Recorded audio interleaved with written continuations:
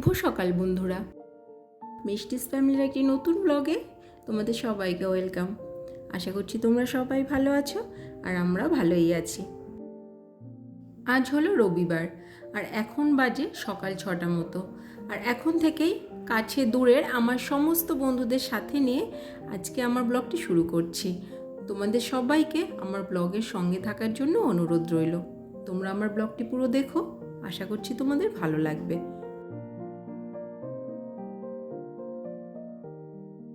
ঘুম থেকে উঠে ফ্রেশ হয়ে বাসি জামা কাপড় সমস্ত কিছু চেঞ্জ করে এখন চলে এসেছি প্রতিদিনের সকালের যে কাজকর্মগুলো থাকে সেগুলো করার জন্য। এগুলো সব না করলে তো দিনের অন্য কাজগুলো না শুরু করা যায় না। অন্তত আমি এটাই করি আর আমার এটা অভ্যাস যে আগে এগুলো করব আর তারপরে আর সমস্ত কাজ শুরু করব।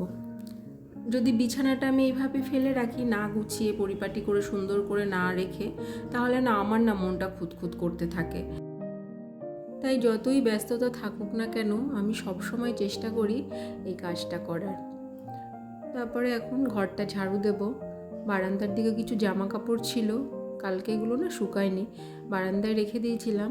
বারান্দাটা খোলামেলা তো খুব সুন্দর হাওয়া আসে আর সকালের দিকে খুব ভালো রোদও আসে। তা দেখলাম ওগুলো শুকিয়ে গেছে। যেহেতু ঘর ঝাড়ু দেবো, বারান্দা এগুলো সমস্ত কিছু ঝাড়ু দেবো, ধুলো উড়ে এই জামা কাপড়গুলো গায়ে লাগবে, তাই এগুলো আগে তুলে নিলাম।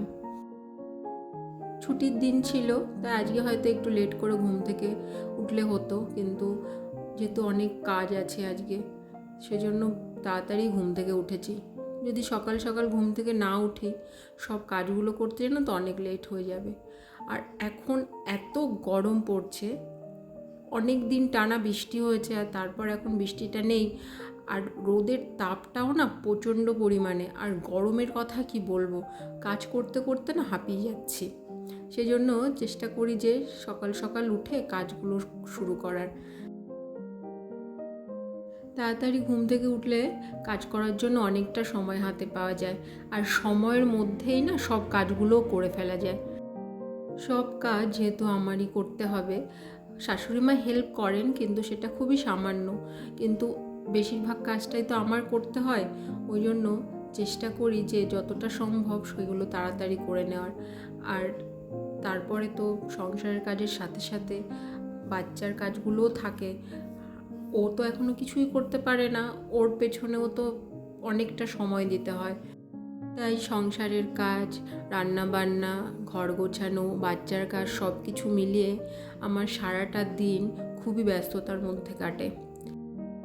আর শনি রবিবার আসলে জানো তো ব্যস্ততা যেন আরও বেড়েই যায়।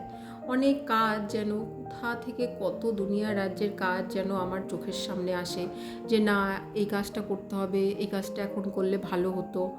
সারা সপ্তাহ তো একটা বাঁধা ধরা রুটিন থাকে, আর এই শনি রবিবারগুলো আমি দেখেছি কত এক্সট্রা কাজ যে আমার চোখের সামনে এসে ভিড় করে। আর তখন মনে হয় না কাজটা করেই নি, এইভাবে ফেলে রাখলে চলবে না।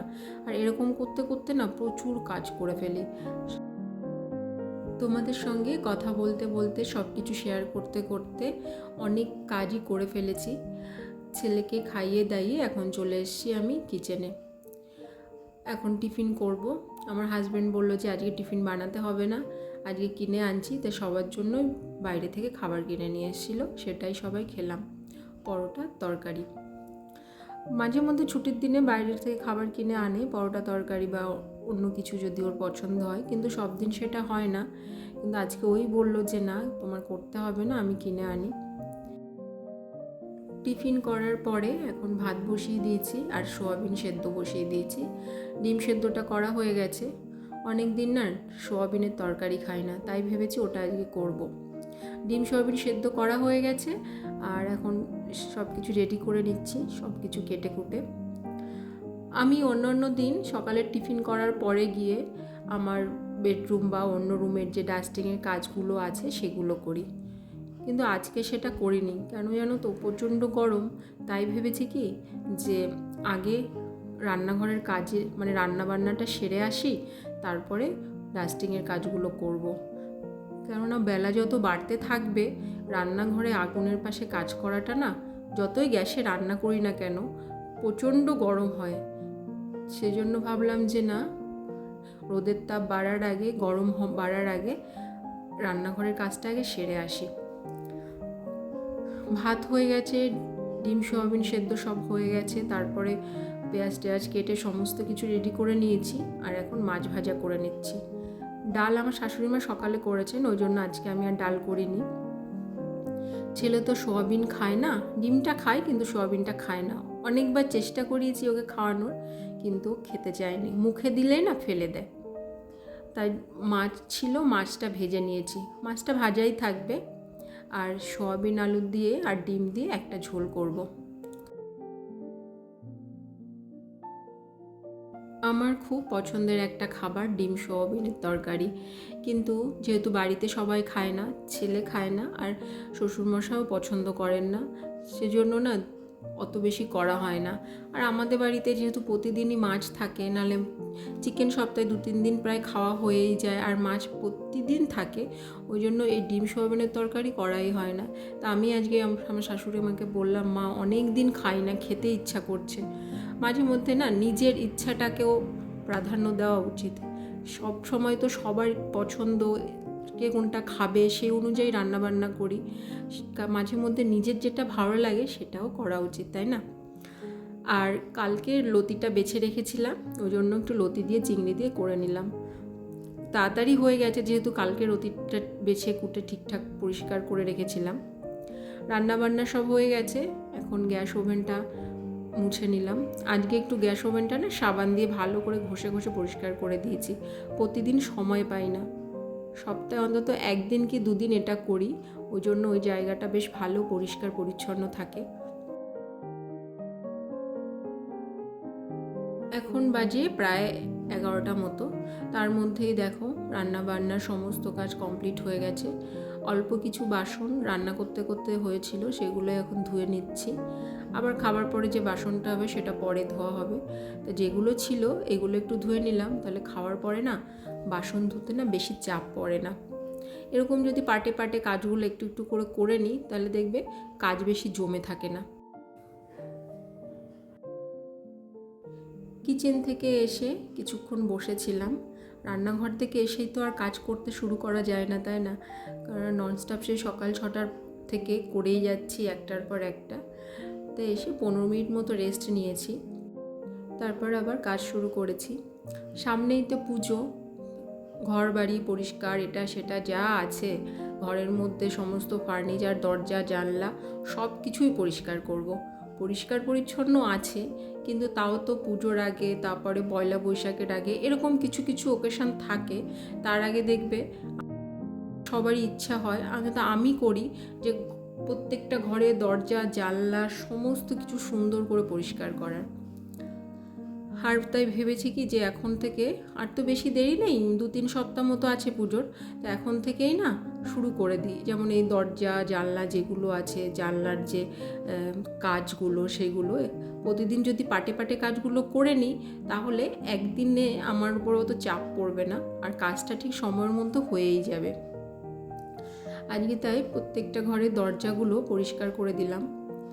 অন্য কোনো ডাস্টিংয়ের কাজ আজকে আর করিনি। আর এই যে আমার ছেলের যে খেলনা রাখার জায়গাগুলো, এই জায়গাটা আর কি, এখানে তাকগুলো দেখছিলাম খুব নোংরা হয়েছে। 2-3 মাস আগে এই তাকগুলো পরিষ্কার করেছিলাম। প্রতি মাসে একবার করতে পারলে বেশি ভালো হয়, কিন্তু করা হয়নি। তাই আজকে ভাবলাম যে না, সময় হাতে আছে, তাহলে এই তাকটা পরিষ্কার করে নিই। এই কাজটা শেষ হলে ছেলেকে স্নান করাবো, তারপর আমি স্নান করে চলে যাব ঠাকুর ঘরে।